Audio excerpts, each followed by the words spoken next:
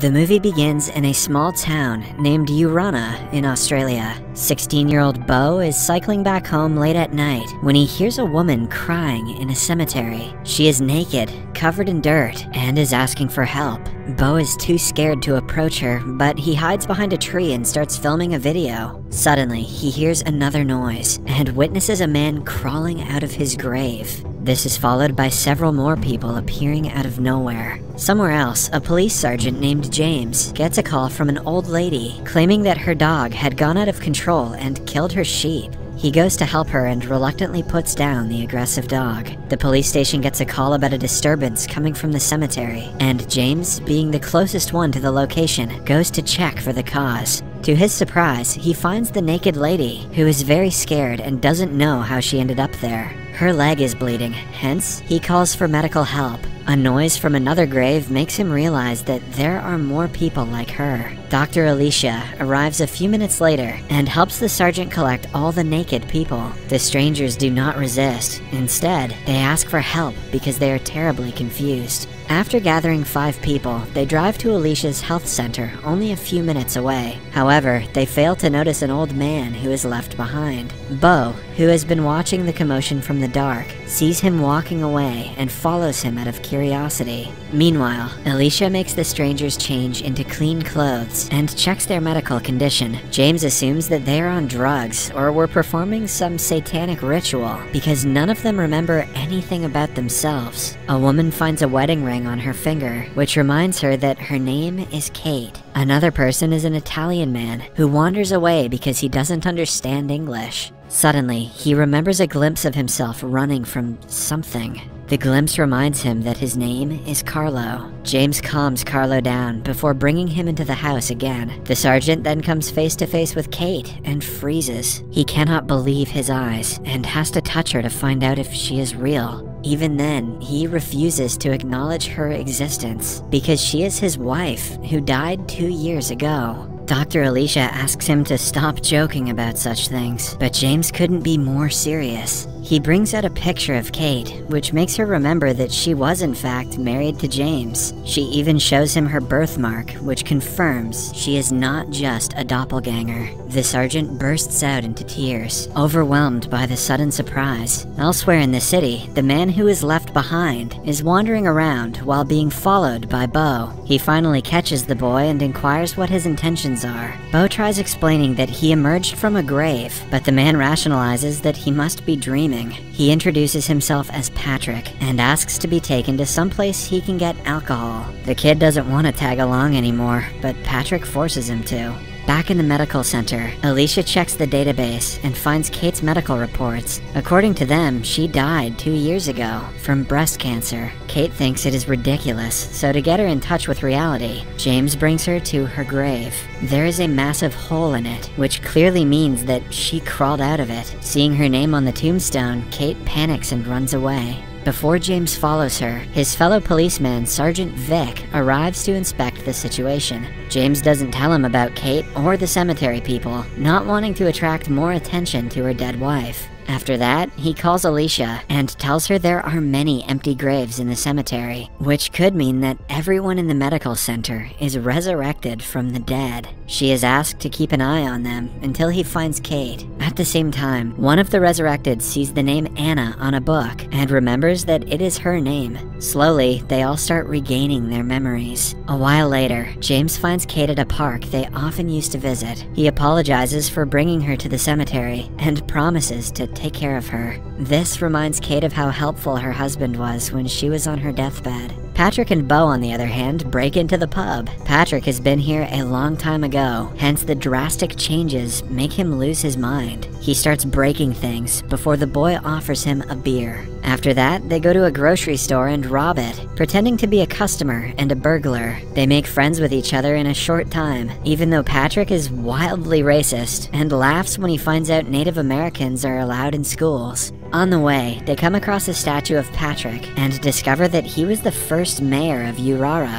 who died over 150 years ago. Initially, the old man refuses to believe it, but he soon comes to terms with his unusual existence. James brings Kate back to Alicia's house, and they discuss what they should do next. If the news about their existence spreads, an army of researchers and scientists will want to experiment on them. Hence, they decide to keep everything private. Carlo again runs into the streets when no one is looking. He is later found by Sergeant Vic and thrown into a cell. The confined place reminds him of the time he and his brother Alexandro were trapped by the American soldiers. Alexandro couldn't take the pressure, so he committed the unthinkable, and while trying to alert the soldiers, Carlo was shot and killed. In the present, he remembers every part of his life. James arrives soon after, asking Vic to go home since it is not his shift yet. Vic thinks it is strange, but doesn't question him. Then, James brings Carlo back to the house with the others. Anna knows some Italian and can translate Carlo's sentences for the others. It turns out that he and his brother came from Sicily when the war began, but they were trapped in a prisoner camp in Urana. Anna understands what camp he is talking about because she was also alive during the same time.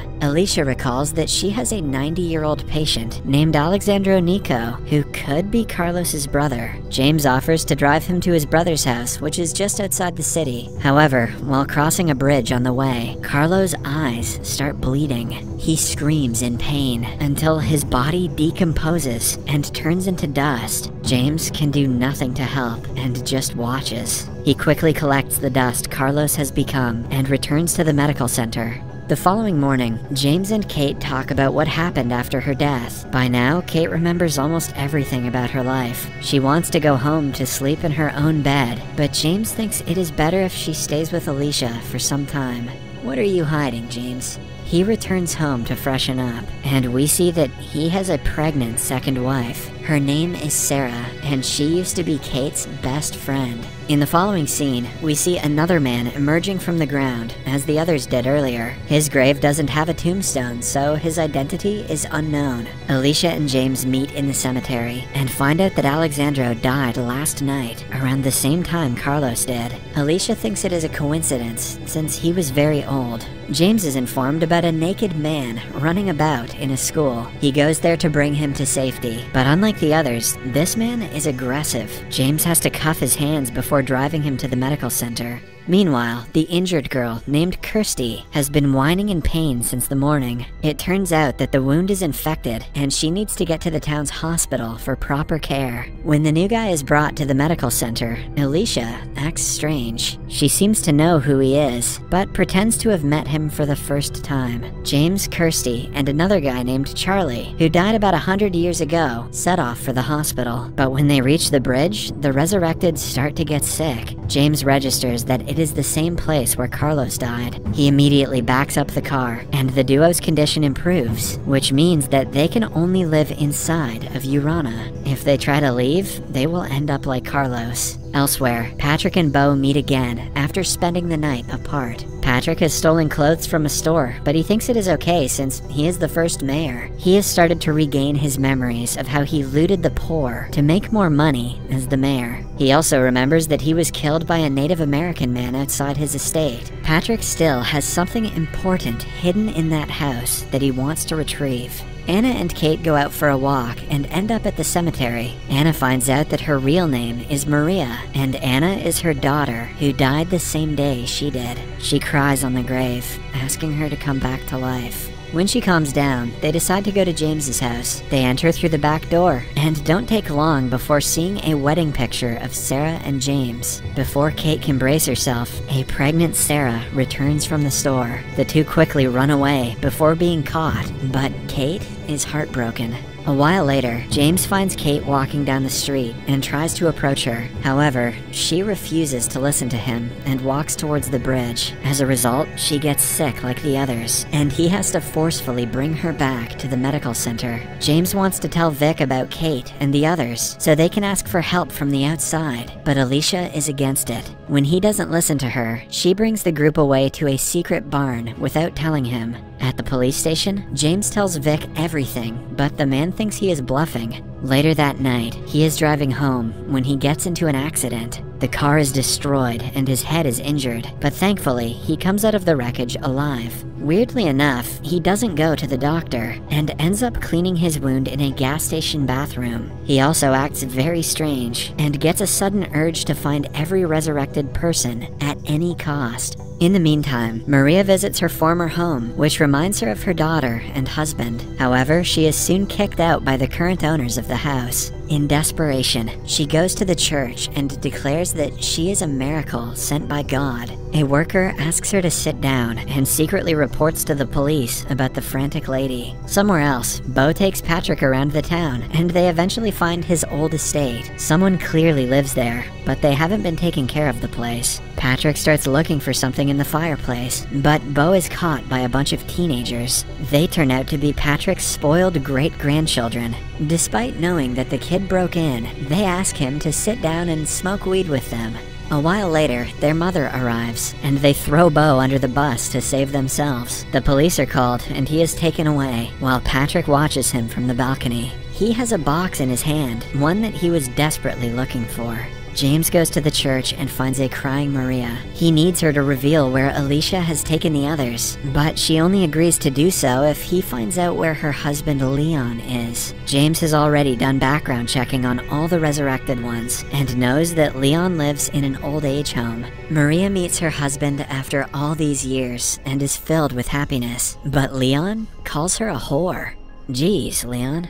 James discloses that the man has dementia, but Maria saw that he actually meant what he said. She then gets flashes of the past, when she was inside a car with another man touching her leg. The man's name is Don Smith, who James recognizes as the owner of a car dealership. He and Maria go to Don and ask him about his relationship with her. To Maria's relief, Don reveals that he once tried to hit on her, but she slapped him across the face and walked away. After finding out the truth, Maria brings James to the barn where everyone is. He finds Kate alone and claims that he and Sarah only bonded because of her death. However, he is not ready to forget Kate now that she is back. When Kate suggests an official breakup, James panics and asks her to come with him. They drive to a house by the side of the lake that consists of all of her belongings. James bought the house after her death because he felt like the coffin was too tiny. Overwhelmed by everything, Kate kisses her husband, and the two make love.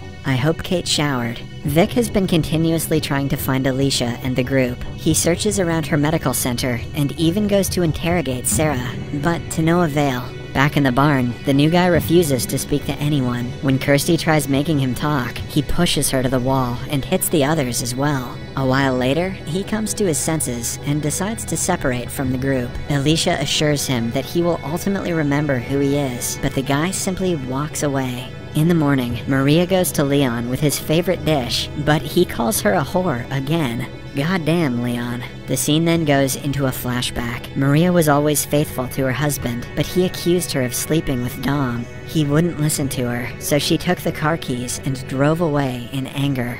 But on the way, she realized Anna was hiding in the back seat. The car crashed, which caused the death of both mother and daughter. After realizing that she was the cause of Anna's death, Maria visits the cemetery and cries on her grave. Suddenly, she is approached by Vic, who claims that he is here to help her.